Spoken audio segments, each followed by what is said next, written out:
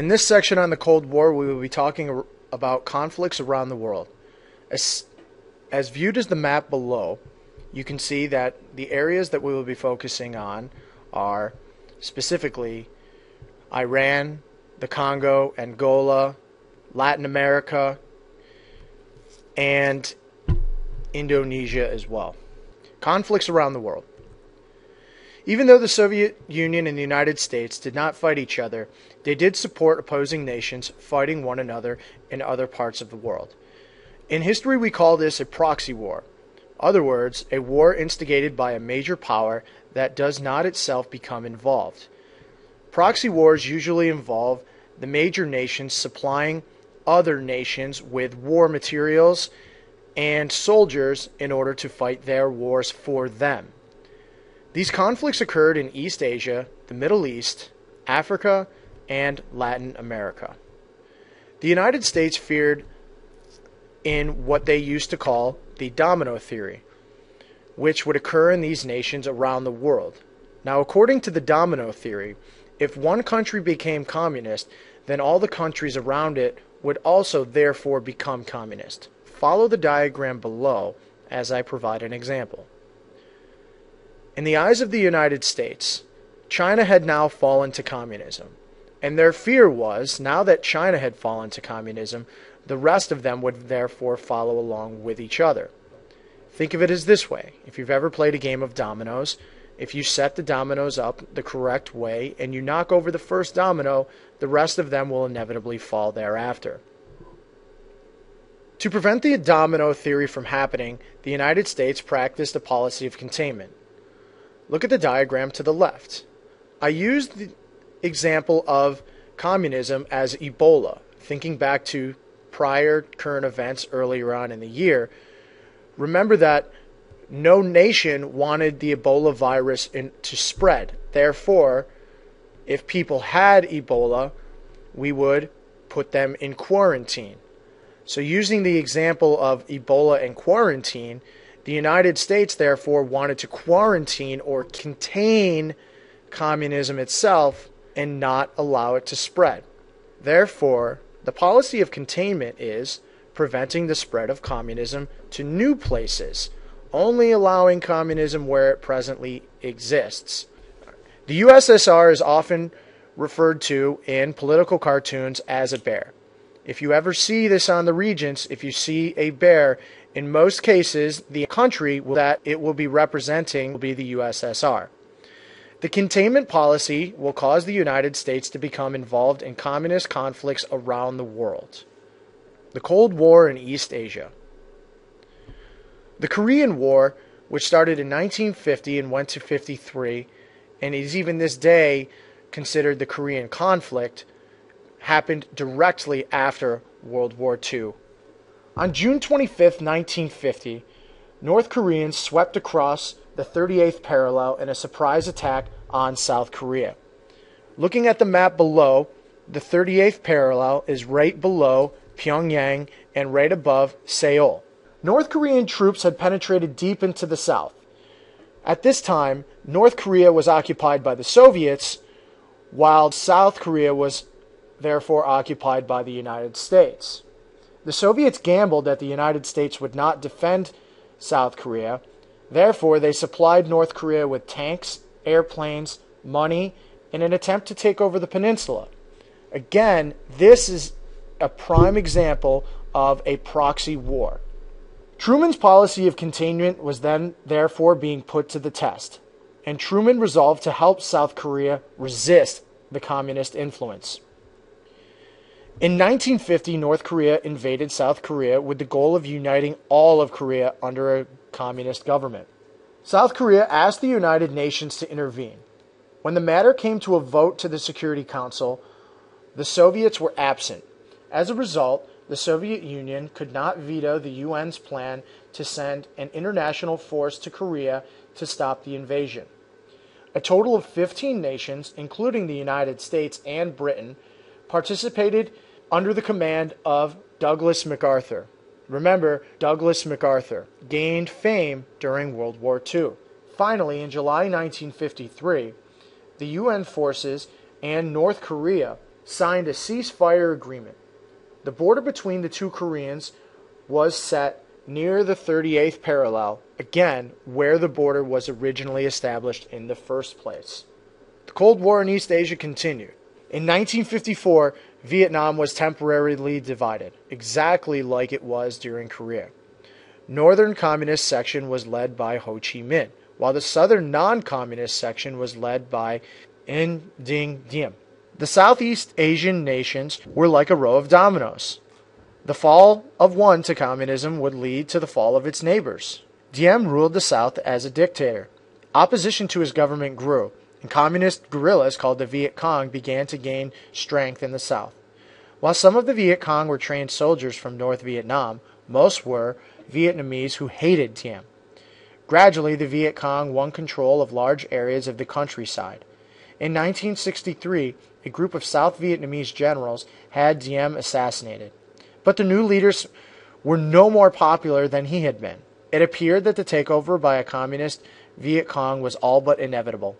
Faced with the possibility of a communist victory, the United States therefore decided to become involved. In August 1964, U.S. President Lyndon Johnson told Congress that North Vietnamese patrol boats had attacked 2 U.S. destroyers in the Gulf of Tonkin. As a result, Congress authorized the President to send U.S. troops to fight in Vietnam. By late 1965, more than 185 United States soldiers were in combat on Vietnamese soil. By 1968, more than 500,000 U.S. soldiers were in combat there. During the late 1960s, the war grew increasingly unpopular in the United States. Dissatisfied young people began to protest tremendous loss of life in a conflict on the other side of the world. Bowing to intense public pressure, President Richard Nixon began withdrawing U.S. troops from Vietnam in 1969. Nixon came up with a plan that gradually allowed the United States to pull out of the war. Nixon authorized a massive bombing campaign against North Vietnamese bases and supply routes, and he also authorized bombings in neighboring Laos and Cambodia to destroy Viet Cong hiding places. In response to the protests and political pressure rising on the home front, Nixon kept withdrawing United States troops. The last of the troops left in 1973. 2 years later, the North Vietnamese overran the South Vietnamese. The war had ended, but more than 1.5 Vietnamese and 58,000 Americans had lost their lives. In 1975, North Vietnam conquered South Vietnam and united it into one whole entity. Arab states and Israel. Soviet Union supported Arabs, and the United States therefore supported Israel, after the formation of an independent Israel directly after World War II. In the 1950s, Abdel Nasser became the leader of the Arab state of Egypt. And in 1956, he nationalized the Suez Canal, thus ending British control and influence in the area. Remember that nationalizing means the government taking control of all privately owned businesses. Nasser used Soviet money to build his own Aswan Dam. In the meantime, Israel fought 2 wars against Egypt itself. And the Soviet Union supported Egypt, and the United States supported Israel. Cold War continues in the Middle East. Iran and Iraq. Looking at future day, Iraq is where the old Ottoman Empire used to be. And then here is Iran. Something to note about both of these countries is that both, even to today, are extremely rich with oil. The U.S. and the USSR became interested in Iran after many oil fields were discovered there. First, the Soviet Union supported a communist government in Iran. Then the United States supported a repressive anti-communist Shah, or ruler of Iran. The Soviet Union supported the government of Iraq. Cold War in Africa. Congo. Soviet Union helped the leader of the Congo put down a revolt. 5 years later, after the Soviet Union helped the Congo put down a revolt, anti-communist leader named Mobutu Sese Seko came to power and renamed the Congo Zaire. The Western countries helped keep Seko in power. Angola. Look to the right to see which part of Africa Angola is. Angola gained independence in 1975 and then experienced a civil war. One rebel group, the MPLA, was supported by the Soviet Union, and they set up a communist dictatorship. The U.S. supported a different group called the UNITA and tried to undermine the MPLA. Again, the common theme reoccurring here is the proxy wars happening all around the globe. While the USSR is supporting certain countries, the United States is therefore supporting the opposing country. The Cold War in Latin America. Cuba. Until the 1960s, Cuba was strongly influenced by the United States. Most of this influence had come back previously from the Spanish-American War. In 1959, Fidel Castro overthrew the U.S.-backed government and set up a communist dictatorship. The Soviet Union sent military and economic aid to therefore help Castro in his communist efforts. In 1962, the United States imposed a trade embargo on Cuba, which means we will not trade with them. There will be several conflicts throughout the 60s involving the U.S., the USSR, and Cuba, including the Bay of Pigs invasion and the Cuban Missile Crisis.